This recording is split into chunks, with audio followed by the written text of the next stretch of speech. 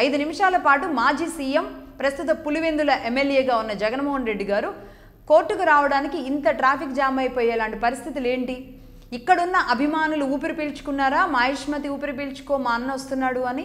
లేదు అంటే ఆంధ్రప్రదేశ్ నుంచి ముందు రోజు రాత్రే వచ్చేసి అందరూ ఇక్కడ ఉన్నారా?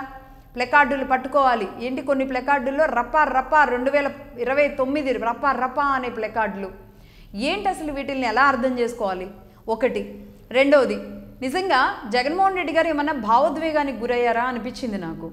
ఎందుకంటే అన్నిసార్లు సిబిఐ అండ్ ఈడీ కోర్టు చుట్టూ ఏవన్గా ఉండి ఆ వయసులో ఆయన అన్ని రకాలుగా అన్నిసార్లు మెట్లెక్కి దిగారు కాబట్టి మళ్ళీ ఇన్ని రోజుల తర్వాత ఆయన ఆ కోర్టు దగ్గరికి వెళ్తుంటే మళ్ళీ ఆ గోడల్ని, ఆ బల్లల్ని, అక్కడున్న ఎవరైనా పాత ఎంప్లాయీస్ ఏమన్నా ఇంకా రిటైర్ అవ్వకుండా ఉన్న వాళ్ళు ఎవరైనా ఉంటే వాళ్ళని చూసి ఏమైనా భావోద్వేగానికి ఏమన్నా గురయ్యారా ఏమో అర్థం కావట్లేదు.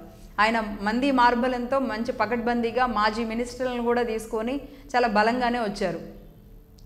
ఇదిలా ఉంటే లేదంటే నాకు ఇంకొక డౌట్ కూడా వస్తుంది. ఏంటంటే జగన్మోహన్ రెడ్డి గారు ఎవరైనా పండితుడు అంటే మీరు సిబిఐ కోర్టుకు వెళితే మళ్ళీ సీఎం అవుతారని ఎవరైనా పండితుడు ఎవరైనా చెప్పారో ఏమో తెలియదు, కానీ మొత్తానికి ఆయన మళ్ళీ సిబిఐ కోర్టుకు రావడానికి కారణం ఆయన రావాలనుకుంటేనే వచ్చారు, ఆయన చూడాలనుకుంటేనే కోర్టును చూశారు.